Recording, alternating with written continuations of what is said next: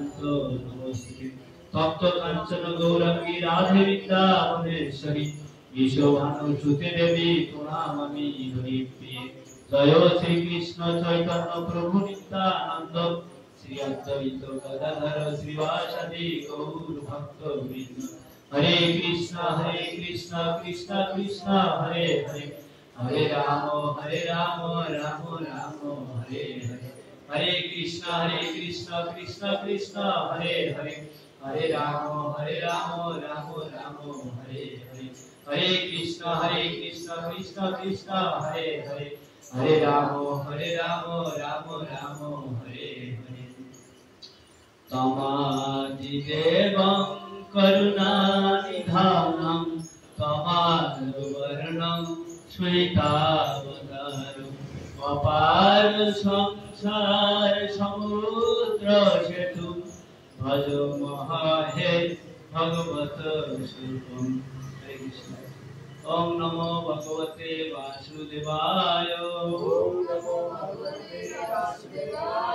ओम नमो भगवते वासुदेवाय ओम नमो भगवते वासुदेवाय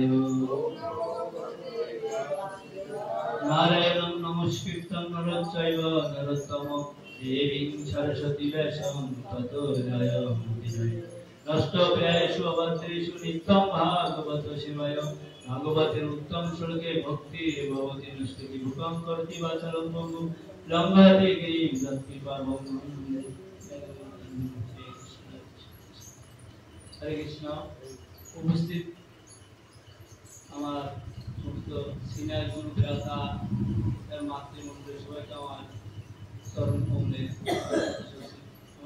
আপনারা আমার এখানে বসার মতো যোগ্যতা আমার নেই, তবুও গুরুদেবকে কথা দিয়েছি যে প্রচারে সাহায্য করব। প্রচার কি কত করতে পারি জানি না, কিন্তু আপনাদের মতো শুদ্ধ ভক্তের সাধু সঙ্গ করতে পারছি, এটাই মনে হয় আমার কাছে খুব ভালো।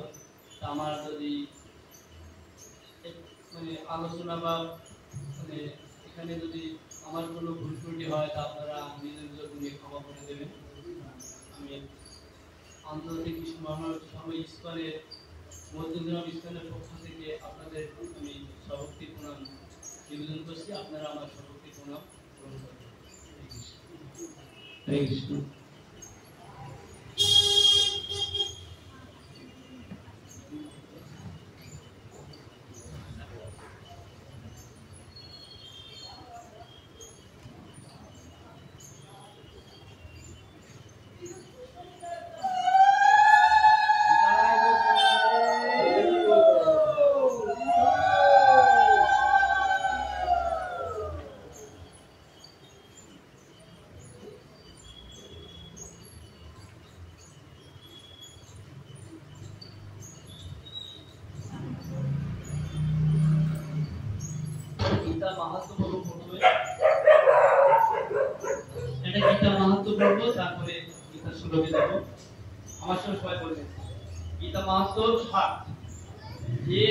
শাস্ত্রং দেবকী পুত্র গীতং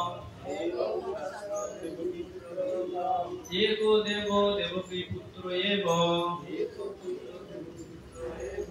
एको मन्तस्तस्य नामानि जानि ममापेक्षं तस्य देवस्य सेवा। বর্তমান জগতে মানুষ আকুলভাবে আকাঙ্ক্ষা করছে একটি শাস্ত্রের, একক ভগবানের, একটি ধর্ম এবং একটি বৃত্তি। তাই একক শাস্ত্র দেবকী পুত্র গীতম, মানে একটাই শাস্ত্র কি দেবকী পুত্র গীতম, মানে দেবকী পুত্র কি গিয়েছিল স্যার? দেবকী পুত্র গীতম মানে দেবকী পুত্র কে? কৃষ্ণ। কৃষ্ণ যে গীত গিয়েছিল তাই বলছে একটাই শাস্ত্র দেবকী পুত্র গীতম। আর কি বলছে?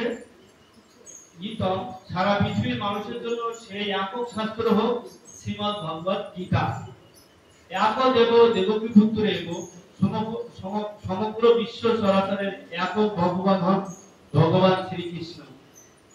একক মন্ত্রস্তস্য নামানি, মানে একক মন্ত্র, একক প্রার্থনা, একক স্তোত্র হোক, তার নাম সংকীর্তন। হরে কৃষ্ণ কৃষ্ণ কৃষ্ণ হরে হরে, হরে রাম রাম রাম হরে হরে। আর কর্মবেদন দেবস্ব সেবা, সমস্ত মানুষের একটি বৃত্ত হোক পরমেশ্বর ভগবান শ্রীকৃষ্ণের সেবা করা। এটা গীতা মাহাত্ম্যের 7 নম্বর মাহাত্ম্য। গীতা মাহাত্ম্য অনেকে হয়তো জানেন, যারা জানেন না তাদের জিজ্ঞাসা হচ্ছে গীতা মাহাত্ম্য রচনা কি করেছেন, যারা জানেন না তাদের জিজ্ঞেস হচ্ছে। গীতা মাহাত্ম্য আমাদের ইস্কনের না, গীতা মাহাত্ম্যটা রচনা করেছেন কে? শঙ্করাচার্য। শঙ্করাচার্য যখন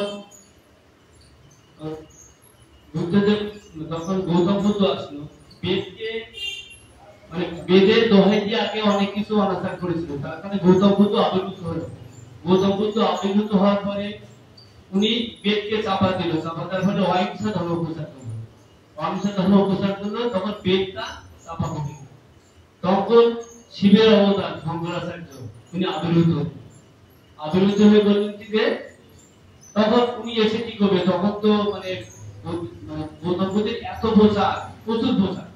তখন উনি সেই, যখন আমরা 14 মাসে দেখবেন সেল হয় একটা কাপড়ের পরিবর্তে একটা কাপড় দেয় না, সেল। তো বলছে গীতা মাহাত্ম্য শঙ্করাচার্য প্রচার বলেন, অনেকগুলো মাহাত্ম্য আছে, কিন্তু 7খানা। সব মাহাত্ম্যগুলো পড়ে দেখবেন যে গঙ্গা স্নান করলে কি হয়, তারপরে বলছে অনেকগুলো আছে। মলিনম মোচনম পুংসাং দল স্নানম দিনে দিনে সঙ্গীত গীতানস্য স্নানম সংসার মরণাসনম। মানে যদি আমরা মানে প্রতিদিন দলে স্নান করে মানুষ নিজেকে বৈষম্য করতে পারে, কিন্তু কেউ যদি ভগবত গীতার গঙ্গা জলে একটি বারও স্নান করে তাহলে তার জনজীবনের মর্যাদা একেবারে বিনষ্ট হয়ে যায়। মানে গীতার মাহাত্ম্য তিনি, মানে গীতা পড়লে কি হয় সেটা তিনি মাহাত্ম্যে প্রকাশ করলেন, পরে আস্তে আস্তে উনি গীতাকে আবার উত্তরণ করলেন। এজন্য গীতা মাহাত্ম্যটা আমাদের পড়া উচিত। আমরা এবার একটা শ্লোক পড়বো, এর আগে দুটো শ্লোক হয়ে গেছে, প্রভু একটা করেছে, তারপরে রামানন্দ বিনোদ দাস প্রভু একটা করেছে। এখান থেকে এই দুটো শ্লোক থেকে আমরা কি কি পেয়েছি বলতে পারবেন? এই যে দুটো শ্লোক, প্রথম শ্লোক ধর্মক্ষেত্র কুরুক্ষেত্র সমবেত যদুৎসব মামকা পাণ্ডব শৈব কিমকুবর্ত সন্ধ্যা। এই প্রথম শ্লোক থেকে আমরা কি পেয়েছি? কুরুক্ষেত্র পেয়েছি, ধর্মক্ষেত্র পেয়েছি। ধর্মক্ষেত্র, কুরুক্ষেত্রকে কেন ধর্মক্ষেত্র বলা হয় এটা পেয়েছি। এটা বহু আলোচনায় বলেছে কিভাবে কুরু রাজা তার মানে এই জেলাটা পেয়েছে। দ্বিতীয় শ্লোক থেকে আমরা কি পেয়েছি? দ্বিতীয় শ্লোক থেকে আমরা কি পেয়েছি যে হে রাজন, পাণ্ডবদের সৈন্যসজ্জা দর্শন করে রাজা দুর্যোধন দ্রোণাচার্যের কাছে গিয়ে বলল, হে রাজন, বলছে হে রাজন, পাণ্ডবদের সৈন্যসজ্জা দর্শন করে রাজা দুর্যোধন। দ্বিতীয় শ্লোকটা আমরা যেহেতু গীতার ধারাবাহিক ক্লাস হচ্ছে এখানে, তাহলে আমরা গীতার ধারাবাহিকটা এইভাবে করবো যে আগের দিন যে শ্লোকটা হবে আমরা একটু মানে শ্লোক আমরা 716 সব মুখস্থ করলাম, কিন্তু জীবনে যদি প্রয়োগ না করি তাহলে শ্লোক মুখস্থ করে কোনো লাভ হবে না। 716 এর মধ্যে যদি একটা শ্লোক আমরা জীবনে প্রয়োগ করতে পারি তাহলে সেটাই হবে উচিত কাজ। তা আমরা এখানে শ্লোক ধারাবাহিকভাবে এখানে গীতা পড়ানো হবে। এবার এই শ্লোকগুলো যদি আমরা নিজেরা জীবনে প্রয়োগ করতে পারি, নিজের জীবনে প্রয়োগ করতে পারি তাহলে বেশি ভালো। তার এখানে দ্বিতীয় শ্লোকে বলছে হে রাজন, হে রাজন মানে দুর্যোধন, মানে কাকে বলছে? ধৃতরাষ্ট্রকে। কে বলছে? সঞ্জয় বলছে হে রাজন, রাজন মানে রাজা, ধৃতরাষ্ট্র যেহেতু রাজা, তাই রাজা, হে রাজন, পাণ্ডবদের সৈন্যসজ্জা দর্শন করে রাজা দুর্যোধন, মানে ধৃতরাষ্ট্রকে তো রাজা, আবার বলছে সৈন্যসজ্জা দর্শন করে রাজা দুর্যোধন দ্রোণাচার্যের কাছে গিয়ে বলল। দুর্যোধন কি রাজা হয়েছে? হয়নি, কিন্তু রাজা বলছে কেন? তাহলে কেন মিথ্যা কথা বলছে? মানে অনুবাদে কি মিথ্যা কথা বলা হচ্ছে? না। দেখুন আমাদের ঘরে যদি দেখা যায় কোনো বাবা মায়ের 5টা ছেলে থেকে একটা ছেলে দেখা যায় পড়াশোনা ভালো হয় না, অলস প্রকৃতির হয় না, কিন্তু তাকে যদি বলো যে তোমার ছেলেটা অলস, পড়াশোনা করে না, তাহলে সে কি সন্তুষ্ট হবে? কারো ছেলে ডাক্তারি পড়ছে, এখনো পড়ে বাড়ি আসেনি, কিন্তু তাকে তো বলে, তার মাকে তো বলে ও রমেশ ডাক্তারের মা, তো তার মায়ের কেমন মনে হবে? আনন্দ হবে না? হবে কি না? ও ডাক্তারের মা, তুমি তো ডাক্তারের মা, তো তার মায়ের কেমন লাগবে? তা দুর্যোধন রাজা হয়নি, কিন্তু রাজা মানে যেহেতু ধৃতরাষ্ট্র চাইছিল, ধৃতরাষ্ট্র তো জন্মান্ধ ছিল, সে চাইছিল তার ছেলে রাজা হোক, তাই তাই তাকে উৎসাহ দেওয়ার জন্য সঞ্জয় বলছে যে রাজা দুর্যোধন দ্রোণাচার্যের কাছে গিয়ে বলল। এবার কি দেখেন, দুর্যোধন কিন্তু রথ থেকে নামার পরে সঙ্গে সঙ্গে গুরুদেবকে আগে প্রণাম করেছে। প্রণাম করে কার কাছে গেছে? গুরুদেবের কাছে গেছে, দ্রোণাচার্যের কাছে। যে বলছে এটা কিন্তু কূটনীতির একটা ইয়ে, যদি আমরা যদি কারোর বিরুদ্ধে লড়াই করি তাহলে আগে সেই শত্রুপক্ষকে আমাকে আগে জানতে হবে, তাই তো নাকি? শত্রুপক্ষকে যদি আমরা না জানি তাহলে লড়াই করতে পারবো না। তাই তখন কি বলছে, হে রাজন, পাণ্ডবদের সঙ্গে সঙ্গে দর্শন করে রাজা দুর্যোধন দ্রোণাচার্যের কাছে গিয়ে বলল। তাহলে আগে আমাদের যদি আমরা মানে কোন কেসে লড়তে যাই, উকিল তার উকিল বিরোধী পক্ষকে জেনে তারপরে সে লড়াই করে, তাহলে সে লড়াই করতে পারে না। তদ্রূপ এখানে দুর্যোধনের একটা কূটনীতি বোঝা যায় না, তাই না? তারপরে এটা আমরা তৃতীয় শ্লোকে পেয়েছি। এবার তৃতীয় শ্লোকটা কি হচ্ছে? তৃতীয় শ্লোকটা আমি পড়বো, আপনারা পশ্যেতং পাণ্ডুপুত্রাণাম আচার্য মহিতাচমং পুরাম দ্রৌপদপুত্রেণ তব শিষ্যং ধীমতা। পশ্যেতং পাণ্ডুপুত্রাণাম আচার্য মহিতাচমং পুরাম দ্রৌপদপুত্রেণ তব শিষ্যং ধীমতা। পশ্য দেখুন, এটা এই পাণ্ডুপুত্র নাম, পাণ্ডুর পুত্রদের আচার্য, হে আচার্য, মহিতাম মহান, সুমন মানে ধন্যবাদ, বুহাম বুহ দ্রুপদ পুত্রের দ্রুপদের পুত্র কর্তৃক তব আপনার শিষ্যের দ্বারা ধীমতা অত্যন্ত বুদ্ধিমান। গীতার গান। আচার্য চাইয়া দেখো মহতি সেনানি, পাণ্ডুপুত্র রচিয়াছে বুদ্ধ নানা স্থানে, তব শিষ্য বুদ্ধিমান দ্রুপদের পুত্র সাজাইল এইসব করি সূত্র।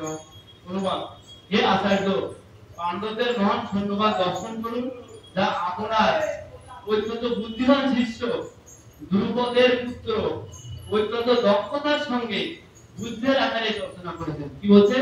দ্রুপদের পুত্র। তা দ্রুপদের পুত্রের নাম কি? এই অনুবাদ আছে, দ্রুপদের পুত্র নাম আছে ধৃষ্টদ্যুম্ন। তা বলতে তো পারতো ধৃষ্টদ্যুম্ন, আপনার শিষ্য ধৃষ্টদ্যুম্ন না বলে বলছে দ্রুপদের পুত্র ধৃষ্টদ্যুম্ন। কেন বলছে? বলছে যে দ্রুপদের পুত্র অত্যন্ত দক্ষতার সঙ্গে বুদ্ধের আকারে রচনা করেছে। এখানে বলছে যে দ্রুপদের পুত্রকে কেন বলা হচ্ছে দ্রুপদ আর দ্রোণাচার্য ছোটবেলার তারা বাল্য বন্ধু ছিল। দ্রুপদ তখন যুবরাজ ছিল আর দ্রোণাচার্য ছিল ঋষিপুত্র। এবার দুইজনে গুরুকুলে ভর্তি হয়েছিল। গুরুকুলে যখন ভর্তি হলো তখন দ্রুপদ যুবরাজ, গুরুকুলের জীবন যখন কিন্তু কষ্টদায়ক, তাই তো? গুরুকুলের জীবন যখন অনেক কষ্টদায়ক, খুব ভোরবেলা ওঠা, স্নান করা, অনেক কিছু গুরুকুলের জীবন যখন অনেক কষ্টের। তাই দুর্বোধের পক্ষে ওই জীবন অনেক কষ্টসাধ্য ছিল। কিন্তু যেহেতু ঋষিপুত্র দ্রোণ ছিল, ওর বাল্যবন্ধু, সে সবসময় তাকে সহযোগিতা করত। তো যখন সহযোগিতা করত তখন দুর্বোধ একদিন বলছে যে তুমি বন্ধু, তুমি আমাকে যেভাবে সহযোগিতা করছো, তা আমি তো ভবিষ্যতে রাজা হবো, হবে না? রাজা হবে, তা আমি তো ভবিষ্যতে রাজা হবো। তা আমি যখন রাজা হবো তখন আমি আমার রাজ্যের অর্ধেকটা তোমাকে দেব।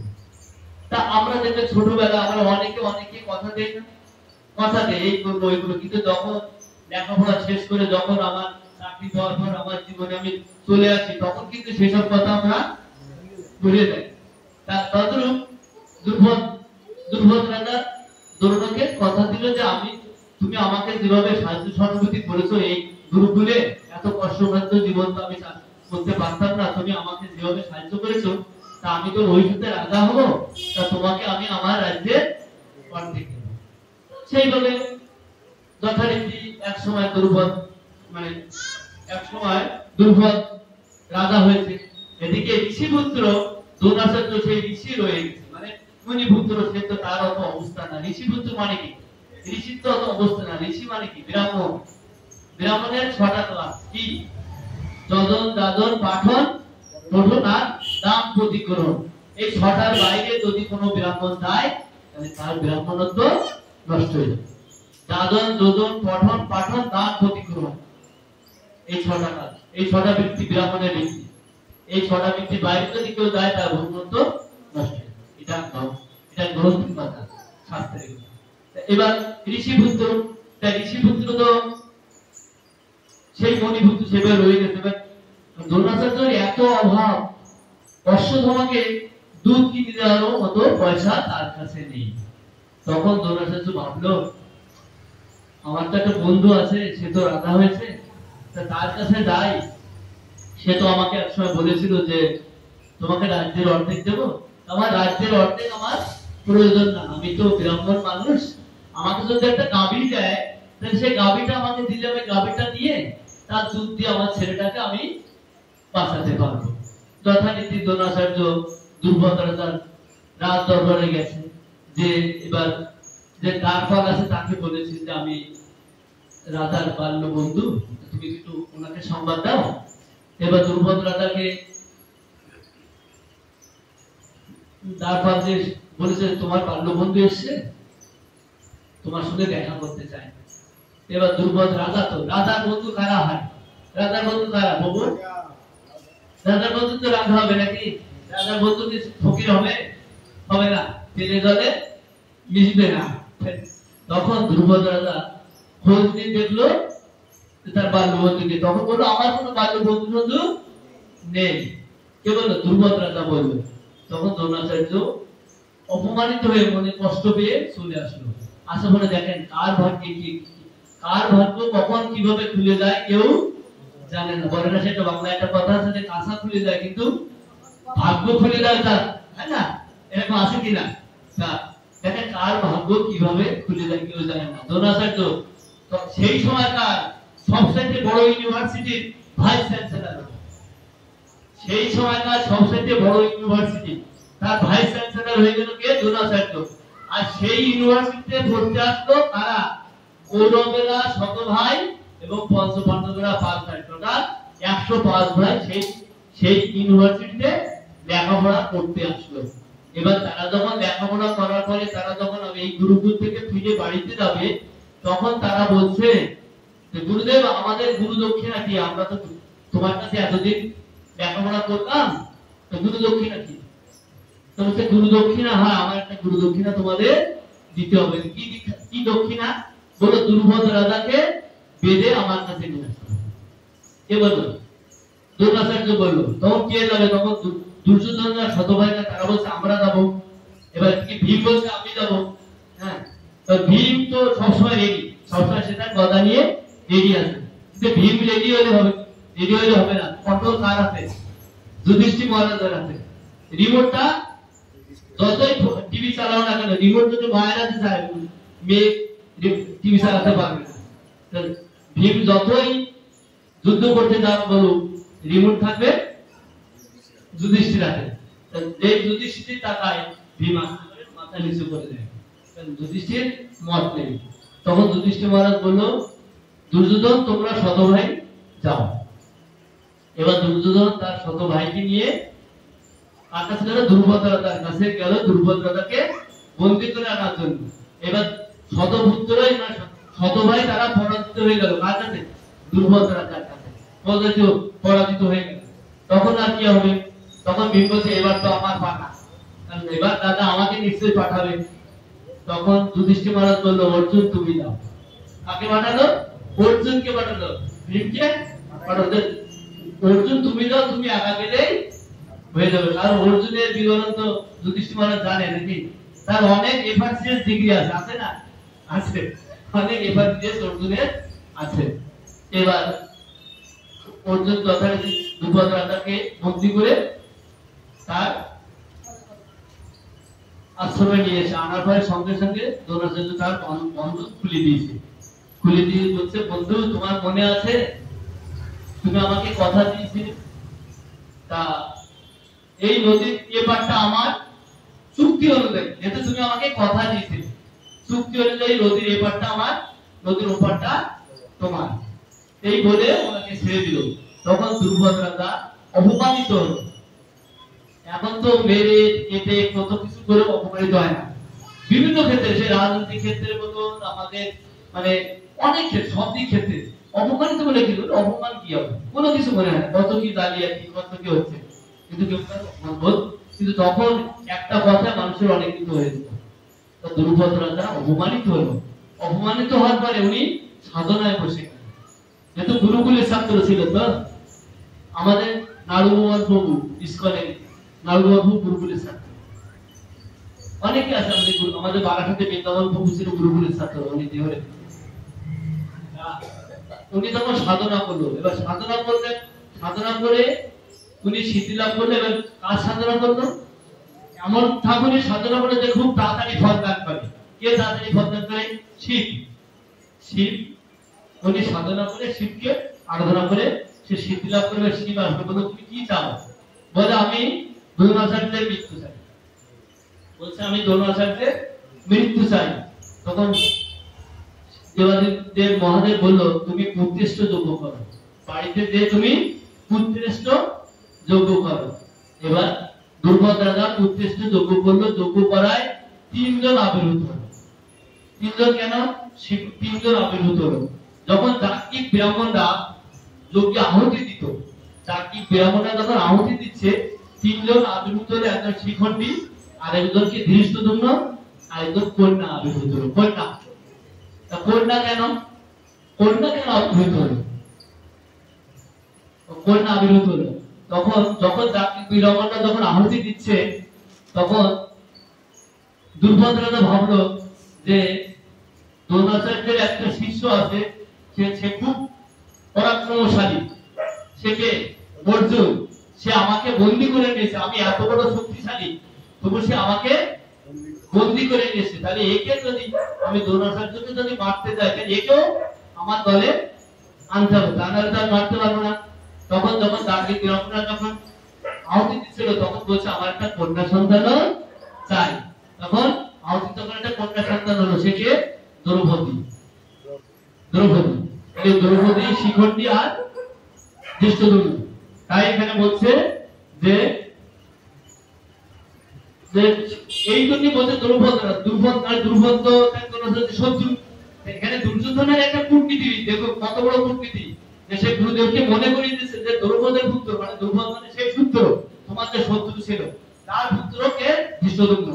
এবার ধৃষ্টদ্যুম্নকে বলছে এখানে, ধৃষ্টদ্যুম্ন মানে শিষ্য নদীমান, অতি বুদ্ধিমান, অতি বুদ্ধিমান। ধৃষ্টদ্যুম্ন যখন আবির্ভূত হলো, তখন কেন বলে ইউনিভার্সিটিতে একজন শিক্ষক ছিল থেকে দ্রোণাচার্য। তখন দ্রুপদ রাজা দ্রোণাচার্যের কাছে ধৃষ্টদ্যুম্নকে নিয়ে গেল, তাকে কি অস্ত্রবিদ্যা শিক্ষার জন্য নিয়ে গেল না। তখন দ্রোণাচার্য জানে যে এই আমার হত্যাকারী, কিন্তু যেহেতু তিনি ব্রাহ্মণ, ব্রাহ্মণের কাছ থেকে যজন যাজন পাঠন পঠন পাঠ, এটা স্বভাবজাত কর্ম, স্বভাবজাত কর্ম, উনি যেন ওনাকে শিক্ষা দিতে, এটা ওনার কর্তব্য, সবকিছু জানেন, যেন তিনি ধৃষ্টদ্যুম্নকে অস্ত্রবিদ্যায় পারদর্শী করবেন। শুধু পারদর্শী না, তিনি মানে কি বললো, অত্যন্ত বুদ্ধিমান শিষ্য, মানে মানে অত্যন্ত বুদ্ধিমত্তা, অত্যন্ত বুদ্ধিমান শিষ্য তৈরি করলো দ্রোণাচার্য।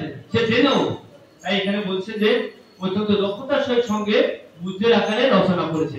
মানে এখানে এই 3 নম্বর শ্লোকে এটা বলছে। এবার তারপরে 4 ও 5 নম্বরে আরো ভীম, অর্জুন, আরো পরপর আরো আছে। তাই এখানে দেখুন, এখানে মানে দ্রুপদ রাজা মানে দ্রোণাচার্যকে এমন ভাবে উনি উত্থাপন করেছে দুর্যোধন, তাতে দ্রোণাচার্য বেশি মানে বিরোধী পক্ষের সঙ্গে যেহেতু যুদ্ধের জন্য, যুদ্ধ করার জন্য বেশি মানে শত্রু হবে না। যেহেতু অর্জুন, ভীম সবাই তো দুর্যোধনের প্রিয় না, দ্রোণাচার্যের প্রিয় শিষ্য, কিন্তু তাদের পরে 5 নম্বর শ্লোকে এটা আছে।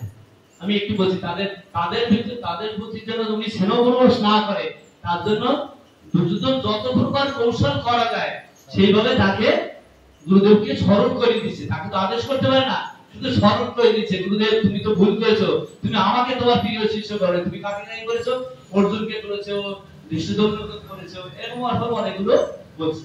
এটা হলো দ্বিতীয় শ্লোকে, তৃতীয় নম্বর শ্লোকে এটা বলছে বিশেষত অর্জুন ছিলেন তার প্রিয় শিষ্য এবং মেধাবী শিষ্য। দুর্যোধন আরো সতর্ক করে দিতে চেয়েছিল যে এই ধরনের কমলতার ফলে যুদ্ধে অবধারিত হয়ে পরাজয় হবে। তুমি যদি এদের প্রতি কমলতা প্রকাশ করো তাহলে যুদ্ধে মানে আদেশও করলো, আবার অনুদের সেটাকে বলবে, তাই না? এটা আমি তৃতীয় নম্বর শ্লোক এটা বললাম। 4 নম্বর 5 6 নম্বরে না পরবর্তী সপ্তাহে প্রভুবাদ আসবে, প্রভু করবে।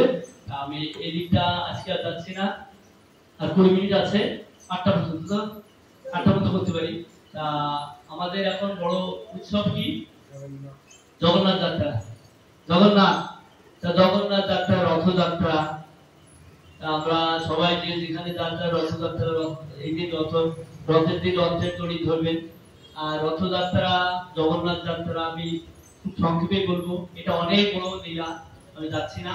তো জগন্নাথ যাত্রা জগতের নাথ, তাই তো? জগতের নাথ জগন্নাথ।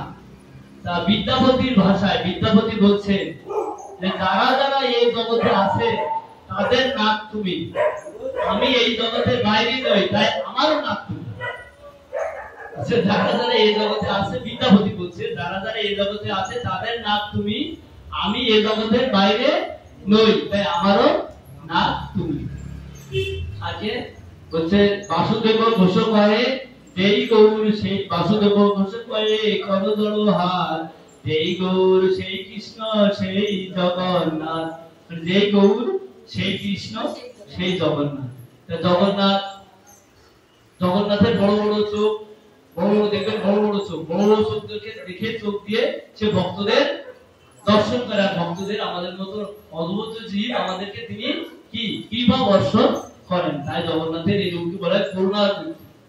তাই জগন্নাথ যখন দ্বারকাতে ছিল, জগন্নাথ যখন দ্বারকাতে ছিল, দ্বারকায় থাকাকালীন কৃষ্ণ কিন্তু ভালো ছিল না, এদিকে রাধারানীও ভালো ছিল না, বৃন্দাবনের রাধারানীও ভালো ছিল না।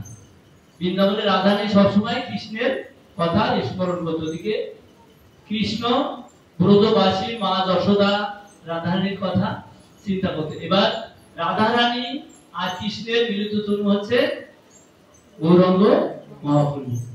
বৈষ্ণব তুহা প্রেমা, বৈষ্ণব মধুরিমা, বৈষ্ণব সুপুর, এই 3 বাঞ্ছা ব্রজে না হয় পূরণ। তাই তাদের ভাবার অবকাতি নিয়ে কলিযুগে মহাপ্রভুকে আবির্ভূত হলেন। তাই যখন ভগবান কৃষ্ণ মথুরাতে গেলেন, মথুরা হয়ে দ্বারকায় গেলেন, দ্বারকায় যাওয়ার পরে 16,108 জন কন্যাকে বিবাহ করলেন। বিবাহ করার পরেও কৃষ্ণ ভালো ছিল না, সে সবসময় রাধারানীর জন্য কান্না করত, ব্রজবাসীদের জন্য কান্না করত, মা যশোদার জন্য কান্না করত।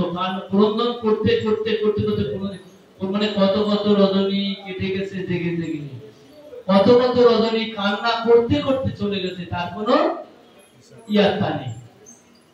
ঠিক সেই রকম একদিন, আমি খুব সংক্ষেপে বলছি, এটা 2 ঘন্টা 2.5 ঘন্টার ক্লাস, আমি 20 মিনিটে শেষ করবো। যেহেতু রথযাত্রা, আমাদের যে রথযাত্রা, জগন্নাথ যাত্রা, গুন্ডিচা যাত্রা, এটা একটু আমি বলছি, জাস্ট একটু, যদি এটা যেহেতু ধারাবাহিক, এটাকে আমার বলতে হয়েছে। তারপরে এবার সেই রকম একটা দিনে ভগবান কৃষ্ণ সারা রাত ক্রন্দন করে, একদিন ভোরবেলা কান্না করতে করতে করতে করতে মূর্ছিত হয়ে গেছে। কে? কৃষ্ণ মূর্ছিত হয়ে গেছে। এবার সকালবেলা আর ঘুম ভাঙছে না। তখন মহিষীরা বলছে কৃষ্ণ তো ঘুম ভাঙছে না, সব উঠে গেছে, 16,108 জন মহিষী তারা চলে এসছে, কৃষ্ণের ঘুম ভাঙছে না, কি হবে? বলরাম চলে এসছে, সুভদ্রা চলে এসছে, সবাই চলে এসে সবাই মহিষীদেরকে সমবেদনা জানাচ্ছে। এবার এই সংবাদ পেয়ে নারদ মুনিও এসে হাজির হয়েছে, নারদ মুনিও এসে হাজির। এবার নারদ মুনি বলছে কি হয়েছে? বলছে কৃষ্ণের মূর্ছা ভাঙছে না, মূর্ছিত হয়ে গেছে কৃষ্ণ। বলো মূর্ছিত হয়ে গেছে, বলে হ্যাঁ। বলে তাহলে মূর্ছিত, বলে মূর্ছিত আমি ভাঙিয়ে দিতে পারি। বলে কি করে? বলে মূর্ছিত আমি ভাঙিয়ে দিতে পারি, কিন্তু যে কারণে কৃষ্ণ মূর্ছিত হয়েছে, যে কারণে এই বৃন্দাবনের কথা চিন্তা করতে করতে মূর্ছিত হয়েছে, এখন যদি মূর্ছা ভেঙে যায় তাহলে উনি তো বৃন্দাবনে চলে যাবে, যাবে কিনা? তা বৃন্দাবনে চলে যাবে, তখন নদী নালা খাল বিল কাটা ঝোপ ঝাড় কিছু সে মানবে না, সে শুধু ছুটতেই থাকবে। তাই কৃষ্ণের যাওয়ার জন্য একটা রথের ব্যবস্থা করা হোক। তখন তখন দারুক কে বলল, দারুক দারুক তুমি এক্ষুনি চলে আসবে। দারুক আসলো, বললো তুমি এক্ষুনি কৃষ্ণের জন্য রথ প্রস্তুত করো। এবার কৃষ্ণের জন্য রথ প্রস্তুত হয়ে গেল। এবার দারুক কি করছে? রথের স্টিয়ারিং ধরে বসে আছে, কখন আমার প্রভুর মূর্ছা ভাঙবে সঙ্গে সঙ্গে আমি তাকে নিয়ে বৃন্দাবনের পথে ছুটবো। এবার তখন মহিষার বলছে এবার তাহলে কৃষ্ণ মূর্ছা ভাঙিয়ে দেবে। বলছে না না না না, এখন মূর্ছা ভাঙানো যাবে। বলে কেন? বলে দেখো ওদিকে রাধারানী যেভাবে আছে, রাধারানীর যে বিরহ, যে ব্যাকুলতা, সে তো আমি জানি। কৃষ্ণ যদি হঠাৎ করে যায়, যে যদি রাধারানী ওরকম অবস্থা দেখে, মা যশোদার ওরকম অবস্থা দেখে, তাহলে কৃষ্ণ তো আরো অবস্থা খারাপ হয়ে যাবে। তাহলে কি করতে হবে? বলে আগে কাউকে তার কাছে পাঠাতে হবে, বৃন্দাবনে কাউকে পাঠাতে হবে, তারা যে সংবাদ দেবে যে কৃষ্ণ আসছে। তাহলে তারা আস্তে আস্তে আরো স্বাভাবিক হবে এবং তারা কৃষ্ণকে অভ্যর্থনা, আমরা যখন কোনো মন্দিরে আসলে অভ্যর্থনা করার জন্য আমরা এগিয়ে যাই না, কৃষ্ণ যখন যাবে তখন সবাই অভ্যর্থনা করার জন্য রাস্তা ধারে দাঁড়িয়ে থাকবে। এবার কে যাবে? তখন সবাই বলছে উদ্ধবকে পাঠিয়ে দাও। উদ্ধবের অনেক বড় লীলা আছে। উদ্ধব বলছে না না না না, আমি যাব না। আমি একবার মথুরা থেকে বৃন্দাবনে গিয়েছিলাম, সে কি লীলা, আমার অনেক অহংকার ছিল, মানে আমি খুব সংক্ষেপে বলছি, এটা অনেক বড় লীলা। তা উদ্ধব বলছে আমি যাব না, কারণ আমি বৃন্দাবনে যখন পা দিলাম তখন একটা ব্রজবাসীকে শুধু জিজ্ঞাসা করেছিলাম যে মা যশোদার বাড়িটা কোথায়। তো ব্রজবাসী বললো এই যে নদীটা দেখতে পাচ্ছেন না, এই যে নদী, এই নদীটা বয়ে গেছে, এই নদীর ধার দিয়ে দিয়ে আপনি চলে যান, আপনার চিনতে কোনো ভুল হবে না। এই নদীর কিনারা দিয়ে দিয়ে দিয়ে দিয়ে যেখানে নদীটা শুরু হয়েছে না, ওইটা মা যশোদার বাড়ি, ওইটা নন্দ মহারাজের বাড়ি। এই নদীটা মা যশোদা এবং গোপীদের চোখের জলে এই নদীটা তৈরি হয়েছে। বুঝতে পারলেন? এটা কেবল ব্রজবাসীরা এই কথাটা বলল। তা যখন উদ্ধব গেল, যে উদ্ধব ভাবলো ওরা তো গ্রামের মেয়ে, ওদেরকে বোঝাতে আর কতক্ষণ, এটা ভাবছিল উদ্ধবের। কিন্তু যেহেতু তারা ভক্তের শ্রেষ্ঠ, রাধারানীর কি বিরহ, মা যশোদার কি বিরহ, নন্দ মহারাজের কি বিরহ। নন্দ মহারাজকে শুধু উদ্ধব বলছে যে আপনি তো ঘরের মধ্যে রয়েছেন, আপনি একটু বাইরে যান, দেখবেন গোপালের আরো অনেক, মানে ঘরের মধ্যে তো গোপালের বেশি মানে চিহ্ন আছে, তাই না, জামা কাপড় বিভিন্ন রকম আছে। তা আপনি একটু বাইরে যান, বাইরে গেলে মনটা ভালো হবে। তখন নন্দ মহারাজ বলছে উদ্ধব তুমি তো বোঝো না। কি বলছে? তুমি বোঝো না। উদ্ধব হচ্ছে জ্ঞানের প্রতীক, যত জ্ঞান আছে তার প্রতীক হচ্ছে উদ্ধব। তো উদ্ধব কি বলছে? উদ্ধব তুমি বোঝো না, তুমি ছেলে মানুষ। হ্যাঁ, আমার কৃষ্ণের পদচিহ্ন কোথায় নেই? এই ব্রজ ধামে কোথায় আমার কৃষ্ণের পদচিহ্ন নেই? সব জায়গায় তো আমার কৃষ্ণের পদচিহ্ন, সব জায়গায় তো আমার গোপালের পদচিহ্ন, কোথায়? তখন উদ্ধব বলছে আমি কাকে, আমি কি উপদেশ দেবো? রাধারানীর কাছে গেছে, গোপী গীত গাইছে রাধারানী, গোপী গীত, সেটা তো আরো অনেকটা বড় লীলা।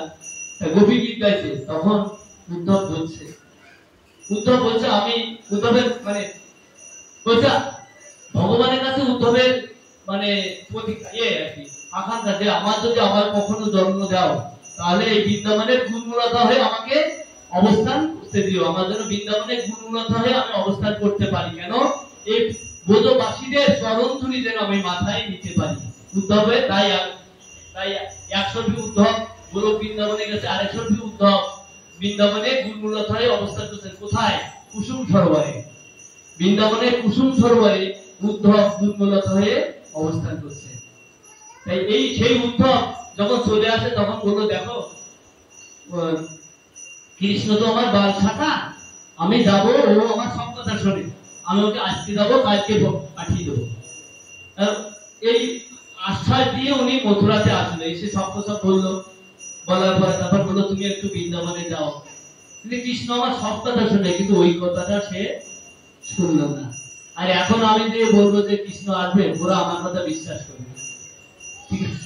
এবার তারপরে বলতে এবার তাহলে কে যাবে? তখন বলছে বলরাম যাবে। বলে বলরাম তাহলে তুমি যাও। বলরাম বলছে না না না না না, আমি যাব না, আমি 2 মাস বৃন্দাবনে গেছিলাম, 2 মাস ছিলাম বৃন্দাবনে। 2 মাস ওখানে ওই রাধারানীর বিরহ, রাধারানীর ব্যাকুলতা দেখে আমি ওদের কথা দিয়েছিলাম যে আমি কৃষ্ণের বড় দাদা, সে আমার কথা কোনোদিনও অমান্য করেনি, সে আমার কথা কোনোদিন অমান্য করেনি, এই কথাটাও সে আমাকে অমান্য করে। আমি আজকে যাচ্ছি, কালকে আমি পাঠিয়ে দেবো, কারণ আমি অন্য লীলাতে আমি ছোট ছিলাম, সে আমার কথা শুনতো না। তেতার যুগে সে ছোট ছিল, লক্ষণ ছিল, কিন্তু এই লীলাতে আমি বড়, সে আমার কথা শুনবে। কিন্তু আমি এসে বললাম যে কানাই তুমি বৃন্দাবনে যাও, একবার ব্রজবাসীদের কাছে যাও, কানাই কানাই তুমি ব্রজবাসীদের কাছে যাও, তাদের কাছে একবার দেখা দিয়ে আসো। কিন্তু ও আমার সব কথা শুনেছে, কিন্তু ওই একটা কথাই ও আমাকে শুনেনি, ওই একটা কথা ও আমার কথা শুনলো না, আজও শুনলো না। আর এখন আমি যাব, ওরা আমার কথা বিশ্বাস করবে না। তাহলে কে যাবে? উদ্ধব গেল না, বলরাম গেল না। তখন সুভদ্রা বললো আমি যাব। কি বললো? সুভদ্রা বললো আমি যাব। আমি যে মা যশোদার কোলে চুপটি করে বসে পড়বো। কোথায়? মা যশোদার কোলে চুপটি করে বসে পড়বো, আর আসল দিয়ে মা যশোদার চোখ মুছিয়ে দেবো, রাধারানীর চোখ আমি মুছিয়ে দেবো। আর বলবো কি জানো, ইতিপূর্বে যারা এসেছিল তারা ছিল পুরুষের জাত, তারা নারীর বেদনা তারা বোঝে না। আমি বলছি তোমার কৃষ্ণ এখনই আসছে। কে বলছে? সুভদ্রা। এবার ফাইনাল হলো সুভদ্রা যাবে। তো ফাইনাল হলে কি হবে? সুভদ্রা তো মেয়ে, একা তো যেতে পারবে না। তখন বলরাম বলছে ঠিক আছে আমি যাব, আমি আগে পায়রা দিতে দিতে যাব, তুমি পিছনে যাবে। তা বলরাম একটা রথ নিয়ে সামনে যাচ্ছে, পেছনে যাচ্ছে কে? সুভদ্রা। এবার মহিষেরা বলতে তাহলে এবার কৃষ্ণকে ডাকিয়ে দাও, কৃষ্ণ মূর্ছিত হয়েছে।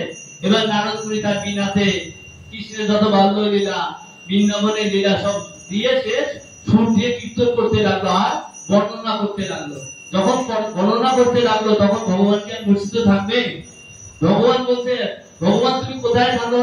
নারদ মুনি জিজ্ঞাসা বলছে আমি যোগীদের হৃদয়ে থাকি না, আমি কোথায় থাকি? ভক্ত যখন যেখানে আমার কথা আলোচনা হয়, যেখানে আমার গুণকীর্তন হয়, সেখানে আমি থাকি। এরকম কখন হয়েছিল? এটা দামবন্ধন লীলা একটা হয়েছিল, দামোদরের দামবন্ধন লীলা একবার হয়েছে। তদ্রূপ যখন বিনাতে ভগবানের লীলা, ভগবানের নিজ যখন উনি কীর্তন করতে লাগলো, যখন বর্ণনা করতে লাগলো, তখন কৃষ্ণ মূর্ছিত ভেঙে গেল। কৃষ্ণ তো ছুটছে, তখন দারু বলছে প্রভু প্রভু আপনার রথ তো রেডি আছে। সঙ্গে সঙ্গে কৃষ্ণ রথ উঠে পড়ছে, রথ চলছে। ওদিকে বলরাম সামনে, মাঝখানে সুভদ্রা, তারপরে কৃষ্ণ। রথ যাচ্ছে কোথায়? এতক্ষণ আমরা দ্বারকা ছিলাম, এবার যাচ্ছে বৃন্দাবনের দিকে। দ্বারকা এবার এত বৃন্দাবনে যাওয়ার ব্যাকুলতা, সবাই কেউ আর আগে পিছিয়ে নেই, সবাই একসঙ্গে যে সবাই বৃন্দাবনের ব্রজবাসীতে বৃন্দাবনের ধামে একেবারে একসঙ্গে সবাই পৌঁছে গেছে। এবার যখন পৌঁছে গেছে, যে দেখে রাধারানীর অবস্থা, রাধারানীর অবস্থা আরো অনেকটাই, আমি একটু শর্ট করে বলবো রাধারানীর কি অবস্থা। মানে রাধারানী মর্মর অবস্থা, তার ব্যাকুলতা, এই দায় দায় অবস্থা, শেষ নিঃশ্বাস, বলছে শেষ নিঃশ্বাসটুকু লেগেছে কেন? কৃষ্ণ কথা দিয়েছে যে সে আসবে, তাই তারা মৃত্যুবরণ করছে না। শেষ নিঃশ্বাসটুকু এই মুহূর্তে জটিলা মুটিলা এসছে, তারা কান্নাকাটি করছে, হে রাধে আমরা কি অপরাধ তোমার চরণে করেছি, কত না অপরাধ তোমার চরণে করেছি, তোমাকে অসতী প্রতিপন্ন করার জন্য আমরা কত চেষ্টা করেছি, আমরা তো কত গালিগালাজ করেছি না, করেছি কিনা? তা আমাদের তুমি ক্ষমা করে দাও, এই অন্তিম সময় তুমি আমাদের ক্ষমা করে দাও। এই বলছে, সে কি করছে? রাধারানী চরণে ধুলা মাথায় দিচ্ছে। কে? জটিলা আর কুটিলা এবার দিচ্ছে আর মাথায় দিচ্ছে। এই করতে করতে আবার আয়নকে শেষে আসবে।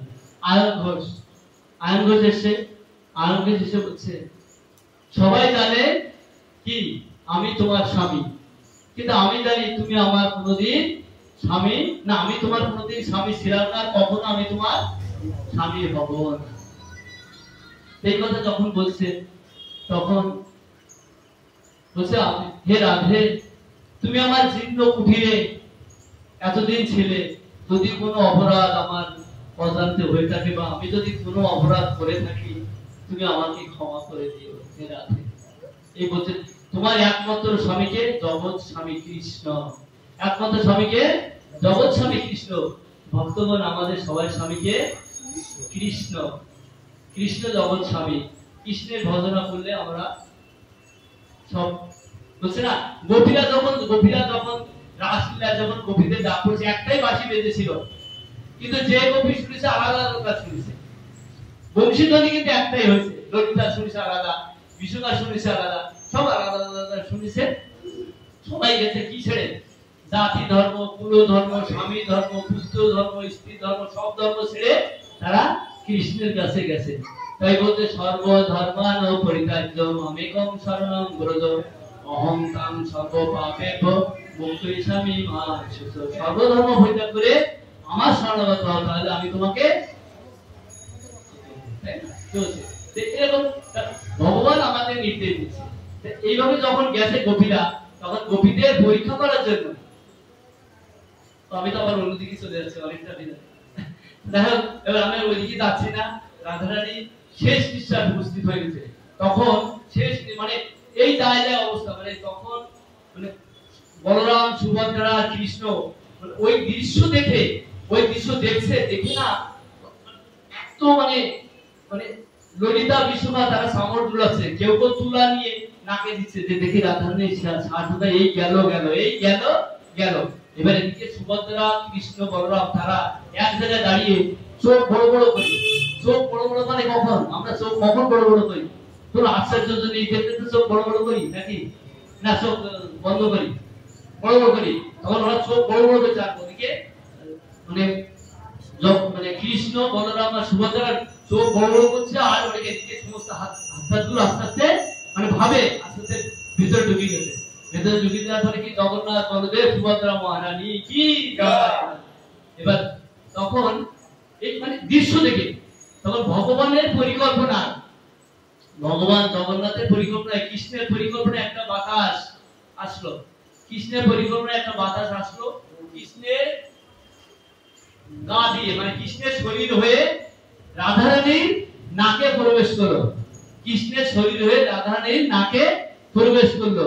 কি কি কি করলো? অঙ্গকান্তি, অঙ্গবন্ধ, কৃষ্ণের অঙ্গবন্ধ নিয়ে রাধারানীর নাকে প্রবেশ করলো। কি প্রবেশ করলো? কৃষ্ণের অঙ্গবন্ধ। কৃষ্ণের অঙ্গবন্ধ কে জানে? রাধারানী জানে, জানে কি না? তখন রাধারানীকে আর যা হবে, তখন রাধারানী ওই অঙ্গবন্ধ পেয়ে রাধারানী ভাবলে এই তো আমার প্রভু এসে গেছে। এই সঙ্গে সঙ্গে রাধারানী কি হলো? তারপরে রাসলীলা হলো। রাসলীলাটা হচ্ছে এই যে আমরা যেটা বলি রাসলীলা মানে কাম ক্রিয়া নয়, রাসলীলা হচ্ছে ভক্ত ভগবানের মিলন। ভক্ত আর ভগবানের মিলন হচ্ছে রাসলীলা। আমরা যখন ভগবানের সঙ্গে আমরা কত জন্মান্তর এইভাবে আমরা আসছি আর যাচ্ছি, আমাদের কত স্বামী, কত স্ত্রী, কত পুত্র আমাদের এই জন্মান্তরে হয়েছে। তারপরে এই করতে করতে করতে করতে আমরা মনুষ্য জন্ম পেয়েছি। এই জন্মে যদি আমরা সাধন ভজন করতে পারি বা সবাই যদি করতে পারি, তাহলে আমরা ভগবানের সান্নিধ্য লাভ করতে পারবো। তাহলে এই যে কৃষ্ণের যে রাধারানী জেগে উঠলো, কৃষ্ণ জগন্নাথ, বলরাম, সুভদ্রা মরণে বৃন্দাবন না মথুরা দ্বারকা থেকে বৃন্দাবন যাত্রা, এটাকে বলা হয় জগন্নাথ যাত্রা, এটাকে বলা হয় মানে রথযাত্রা, এটাকে বলা হয় কখনো কখনো এটাকে বলা হয় গুন্ডিচা যাত্রা। হরি বল, এটাই গৌর চিত্তানাথ প্রেমানন্দে হরি হরি বল। এখানে রইল গ্রন্থ বদন করিয়া সবে বল হরি কৃষ্ণ। আমি দীর্ঘায়িত করলাম না, এটা অনেক বড় লীলা। যেহেতু জগন্নাথ পরের সপ্তাহে তো আমি এত পাবনা বহু আসবে, পরের সপ্তাহে জগন্নাথের থাকবে, হয়তো বহু না আসতে পারে। একটু আপনারা সবাই যেতে পারবেন, জগন্নাথের দড়ি ধরবেন। প্রভুরা আছে, যারা যারা জানেন না প্রভুদের সঙ্গে যাবেন। যদি কোনো প্রশ্ন থাকে আপনারা করতে পারেন, আর আমার যদি ভুল ত্রুটি হয় আপনারা আমাকে ক্ষমা করে দেবেন। হরে কৃষ্ণ।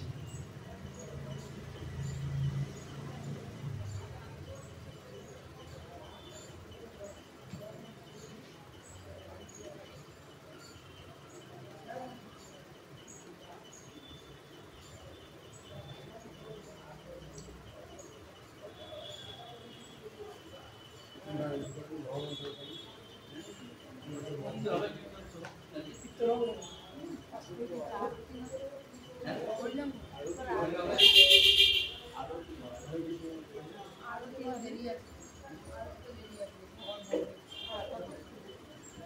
আপনি করেন কি করেন ওই